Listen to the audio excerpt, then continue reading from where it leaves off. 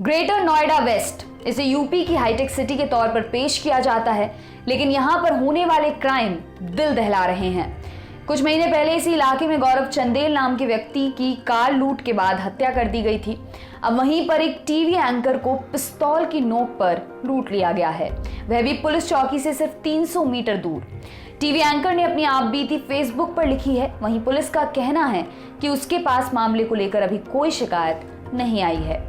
अद्विक को blood cancer है। उसके माँ बाप उसके इलाज कराने में असमर्थ हैं। इन्हें आपकी एक छोटी सी मदद की जरूरत है। डिस्क्रिप्शन में दिए हुए लिंक पर जाएं और अद्विक की उम्मीद बने।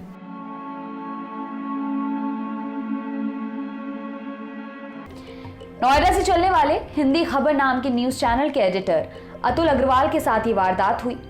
अतुल हिंदी खबर चैनल पर शो भी एंकर करते हैं। 19 जून को रात करीब 1 बजे वह नोएडा एक्सटेंशन में राइस पुलिस चौकी के पास से अपनी एसयूवी लेकर गुजर रहे थे।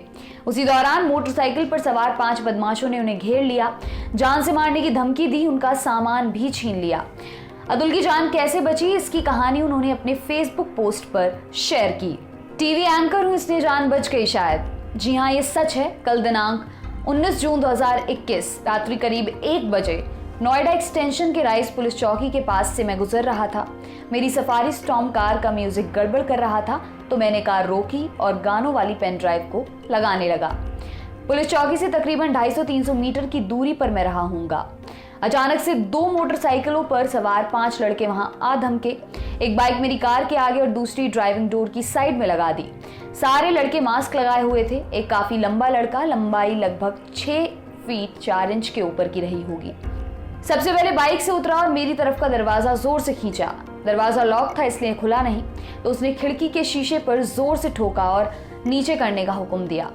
मैंने नीचे करने में आनाकानी की तो उसने पिस्तौल निकाल ली। मेरे पास उसका आदेश मानने के सिवाय और कोई चारा नहीं था। मैंने दरवाजा खोल दिया। उसने गन पॉइंट पर मुझे नीचे उतार दिया और खुद कार की ड्राइविंग सीट पर जा बैठा। बाकी के लड़कों ने मुझे कवर कर लिया। एक लड़का लगातार गालियां दे रहा था, दूसरा लड़का बार बार बोल रहा था कि अबे गोली मार दे साले को। मैंने रिरियाते हुए कहा कि भाई साहब, मेरा एक छोटा सा बेटा है, मुझे गोली मार के आपको क्या मिलेगा? आप कार ले जाइए, जो थोड़ा बहुत पैसा है वो भी ले लीजिए। मैं पैदल ही चला जाऊंगा यहाँ से, किसी से कुछ कहूंगा भी नहीं। इसके बाद बदमाशों ने पत्रकार से एटीएम में चलकर पैसे निकालने को कहा, लेकिन उनके पास एटीएम कार्ड नहीं था।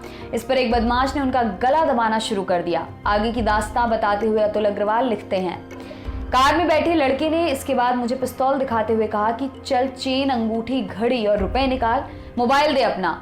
मैंने अपने सारे पैसे, जो मैंने गिने नहीं मगर करीब 5-6 हज़ार होंगे, उसे दे दिए। मैंने कहा कि सोने से मुझे एलर्जी, इसलिए चेन और अंगूठी तो मैं नहीं पहनता हूँ। वो बोला एटीएम चल, कार्ड से पैसा निकाल। मैंने निवेदन पूर्वक कहा कि सॉरी, कार्ड नहीं है मेरे पास, कहिए तो पेटीएम कर देता हूँ। ऐसा बोलते ही पीछे वाला लड़का गाली देते हुए मेरा गला दबाने लगा। तब कार में बैठे लंबे लड़के ने उसे डांटते हुए रोका। फिर उसने मेरा मोबाइल मांगा, मैंने दे दिया। उसने मेरी फिंगर से उसे अनलॉक किया और कुछ सेकंड्स पता नहीं क्या देखता रहा। फिर गाली देते हुए पूछा कि तुझे जाने दूं कि गोली मार दूं, बता, तू ही बता। मेरी हालत पस्त हो चुकी थी, हाथ पैर कांप रहे थे। मैंने फिर से हाथ जोड़कर जान बख्शने की विनती की, अपने छोटे से बेटी की दुहाई दी। तब वो कार से नीचे उतरा और मेरी कॉलर पकड़कर गुर्राते हुए बोला कि अगर ज्यादा होशियारी दिखाई तो सबकी जान जाएगी। हमने कहा कि भाई जी, हमारे पास जो कुछ भी है वो ले लीजिए और हमें जाने दीजिए, हम किसी से कुछ नहीं कहेंगे। तब तक मुझे अंदाजा हो गया था कि ये लोग मुझे जान से नहीं मारेंगे, लेकिन कार और सारा सामान ले लेंगे।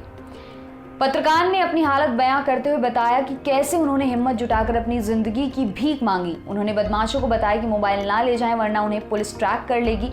अतुल अग्रवाल अपनी पोस्ट में आगे लिखते हैं, इसके बाद उसने मेरा मोबाइल दूसरे लड़के को रखने के लिए दे दिया। तब मैं बड़ी हिम्मत बटोरकर उसके आगे गिड़गिड़ाया, अपना कार्ड दिखाया कि भाई जी, मैं PIB जर्नलिस्ट हूँ, भारत सरकार द्वारा मान्यता प्राप्त हूँ। मेरे मोबाइल का IMEI नंबर, मेरी सभी डिटेल्स और मेरे फिंगरप्रिंट्स आदि सब कुछ भारत सरकार के गृह मंत्रालय में रजिस्टर्ड है। आप ये फ़ोन लेकर जहाँ कहीं भी इस्तेमाल करोगे तो सर्विलांस में आ जाएंगे। इसके बाद पता नहीं उनके मन में क्या आया कि उसने मेरा फ़ोन कार की सीट पर फेंक दिया और भद्दी सी गाली देते हुए, गुर्राते हुए कहा कि चल ठीक है, हम जा रहे हैं, इसके तुरंत बाद भाग जाना है यहाँ से। अगर किसी को कुछ बताया या पीछा किया तो जान से जाओगे। इसके बाद लड़कों ने दोनों मोटरसाइकिलें स्टार्ट की और सभी लोग वहां से तेज रफ्तार से चले गए। मैंने मन ही मन राहत की सांस ली, हाथ जोड़कर ईश्वर को धन्यवाद दिया। मेरी आंखों के सामने सिर्फ मेरे बेटे ओम का चेहरा कौंध रहा था और आंसू बरबस बरस रहे थे। ये पोस्ट एक पत्रकार के तौर पर नहीं, एक इंसान, एक आम रहवासी के तौर पर लिख रहा हूँ। अपने पूर्वजों और शुभचिंतकों का भी तहे दिल से शुक्रिया, जिनके आशीर्वाद से एक बड़ी विपत्ति टल गई, अन्यथा कुछ भी अप्रिय हो सकता था। पीठ पीछे उन बिगड़ैल लड़कों का भी धन्यवाद करूंगा जिन्होंने मेरी जान बख्श दी। ईश्वर उन्हें सद्बुद्धि दे और सही रास्ते पर लाए, ये प्रार्थना भी करता हूँ। जानते हैं इस मामले में पुलिस का क्या कहना है। इस घटना के बारे में नोएडा पुलिस का कहना है कि पत्रकार की तरफ से कोई शिकायत दर्ज नहीं कराई गई है। पुलिस को सोशल मीडिया के जरिए ही जानकारी मिली। डीसीपी सेंट्रल नोएडा ने अपने स्टेटमेंट में कहा, सोशल मीडिया के माध्यम से एक प्रकरण संज्ञान में आया है।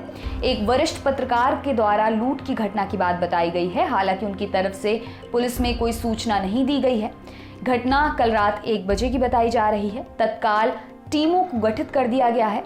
इसमें आवश्यक विधिक कार्रवाई की जा रही है। बता दें कि ग्रेटर नोएडा वेस्ट में कई इलाके सुनसान होने की वजह से अक्सर यहाँ इस तरह की वारदातें सामने आती हैं। पिछले साल गौरव चंदेल नामक युवक को लूट के इरादे से इसी इलाके में कुछ लोगों ने रोका था और गोली मार दी थी। उनकी लाश अगले दिन सड़क के किनारे से बरामद हुई थी। अब देखना है कि पुलिस इन बदमाशों तक कब तक पहुंच पाती है। आपके लिए खबर लिखी है हमारे साथी अमित ने। मेरा नाम है दिव्यांशी। देखते रहिए दी लल्लन टॉप। शुक्रिया।